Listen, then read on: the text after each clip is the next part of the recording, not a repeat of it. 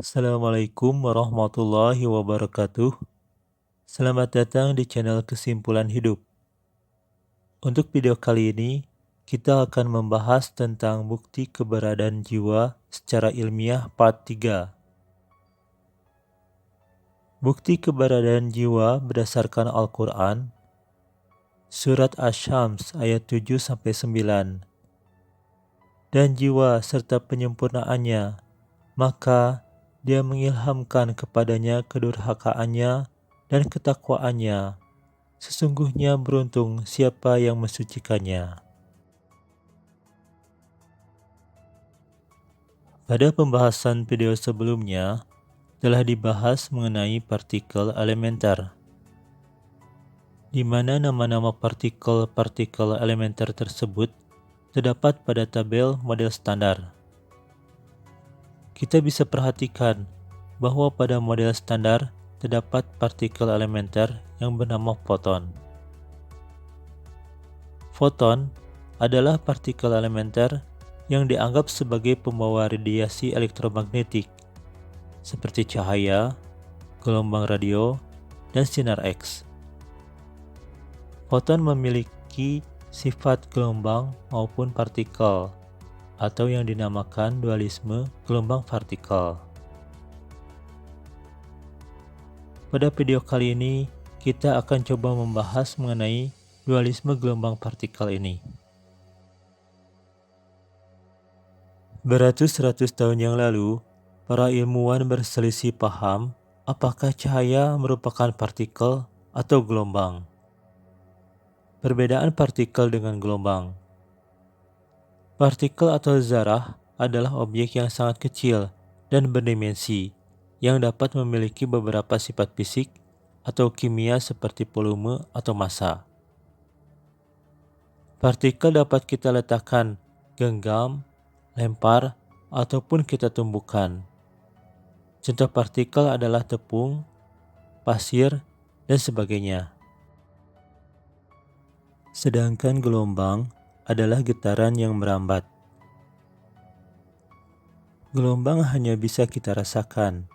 Kita tidak bisa menahan gelombang menggunakan tangan kita, melainkan gelombang terasa di sekitar kita, bahkan dapat melewati kita.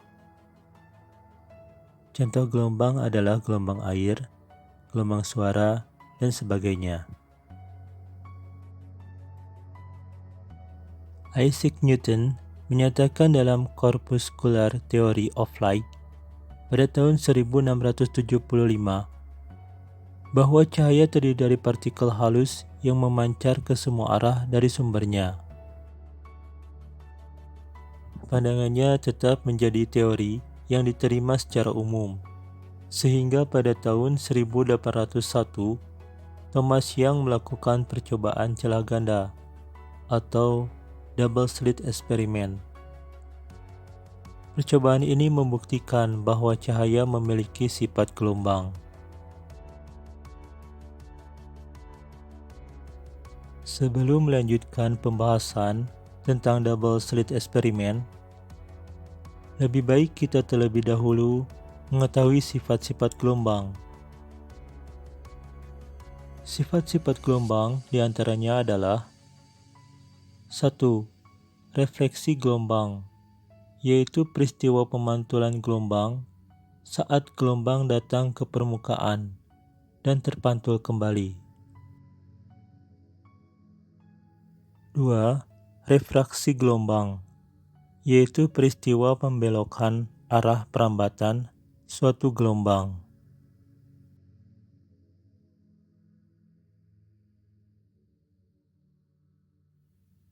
3. Difraksi gelombang, yaitu peristiwa pembelokan atau penyebaran gelombang jika gelombang tersebut melalui suatu celah. 4. Interferensi gelombang, yaitu peristiwa ketika dua atau lebih gelombang bertemu sehingga menghasilkan pola yang bersifat saling memperkuat dan saling melemahkan. Sekarang, mari kita lanjutkan pembahasan mengenai double slit experiment. Ketika suatu sumber cahaya diarahkan kepada sebuah penghalang yang memiliki sebuah celah vertikal, cahaya melewati celah, lalu mengenai layar belakang, dan menghasilkan satu garis vertikal cahaya yang sama dengan celah vertikal tersebut.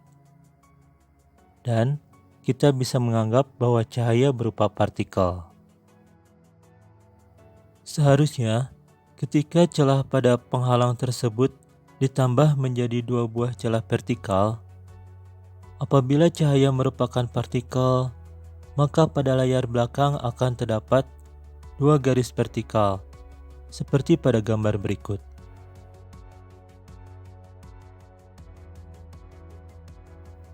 Tetapi, hasilnya cahaya yang ditampilkan pada layar belakang dipisahkan menjadi beberapa garis terang dan gelap dengan derajat yang bervariasi. Hasil ini menunjukkan bahwa cahaya bukan partikel, tetapi bergerak dalam bentuk gelombang. Ketika cahaya melewati dua celah tersebut, ia membentuk dua gelombang baru, satu untuk setiap celah. Gelombang tersebut menyebar dan tumpang tindih satu sama lain di beberapa titik.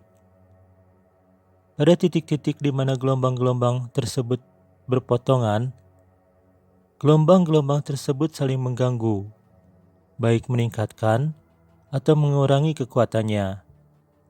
Hal ini yang dinamakan interferensi antar gelombang.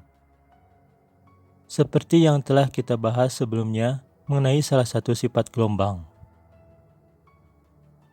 Interferensi yang terjadi antar dua gelombang menghasilkan rangkaian segmen terang dan gelap di layar belakang. Suatu susunan yang dikenal sebagai pola interferensi. Pola ini, menurut Thomas Young dan ilmuwan lainnya, membuktikan bahwa cahaya adalah rangkaian gelombang, bukan partikel.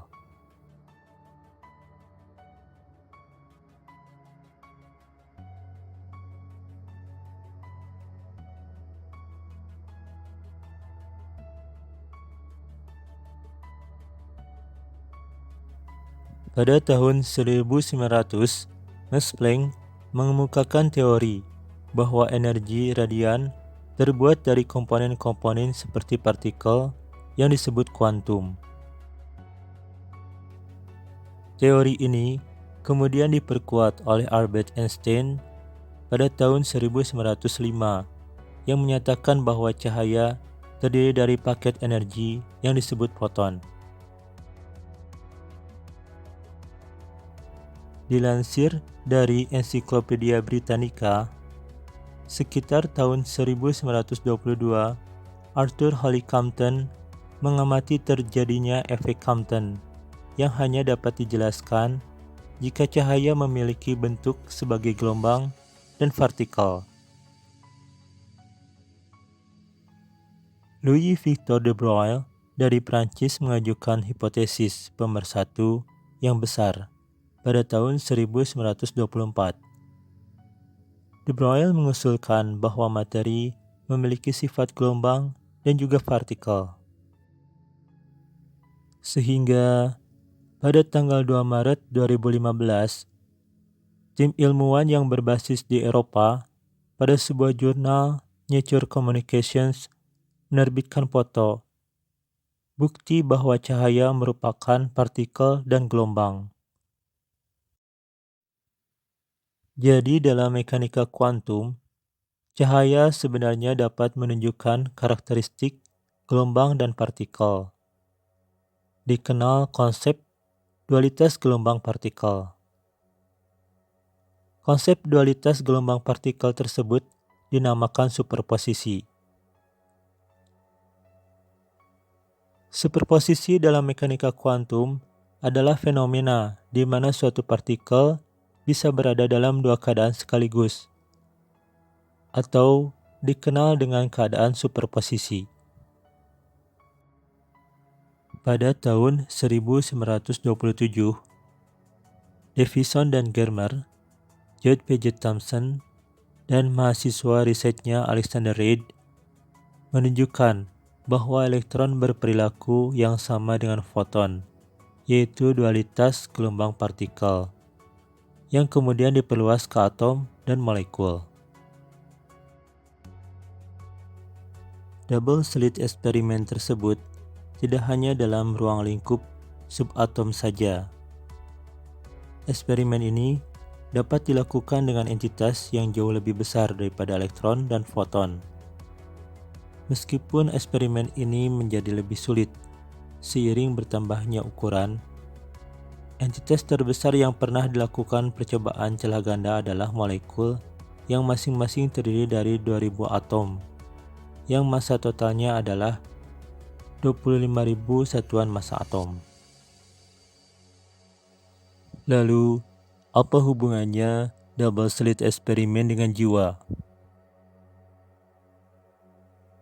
Jika elektron, atom, dan juga molekul yang terdapat pada tubuh kita mengalami keadaan superposisi, kemungkinan tubuh kita pun mengalami keadaan superposisi. Tubuh kita berada dalam dua keadaan sekaligus, yang berarti jika partikel diibaratkan sebagai fisik atau jasad, mungkin gelombang bisa diibaratkan sebagai jiwa. Sebenarnya tidak ada bukti empiris bahwa gaya yang disebutkan pada video sebelumnya ataupun gelombang yang disebutkan pada video ini adalah jiwa. Tetapi terbukti secara ilmiah jika tubuh kita tidak hanya berupa materi atau jasad saja. Lalu apa hubungannya gaya dengan gelombang? Yang kita ketahui bahwa gaya dapat menyebabkan gelombang dengan cara mentransfer energi yang merambat melalui suatu medium, yang menyebabkan gerakan berulang-ulang dalam waktu yang sama. Dan tubuh mendapatkan energi dari makanan. Apakah beberapa hal tersebut saling berhubungan? Wallahu a'lam bishawab. Sebagai catatan, konten ini hanya berbagi ilmu. Maaf jika dalam pembahasannya masih banyak kekurangan dan terdapat kesalahan. Terima kasih sudah menonton video ini. Semoga kita semua dalam keadaan sehat, jiwa dan raga, juga menjadi pribadi yang lebih baik. Referensi ada di deskripsi. Silahkan kalau ada yang mau menulis komentar, saran atau kritik. Wassalamualaikum warahmatullahi wabarakatuh.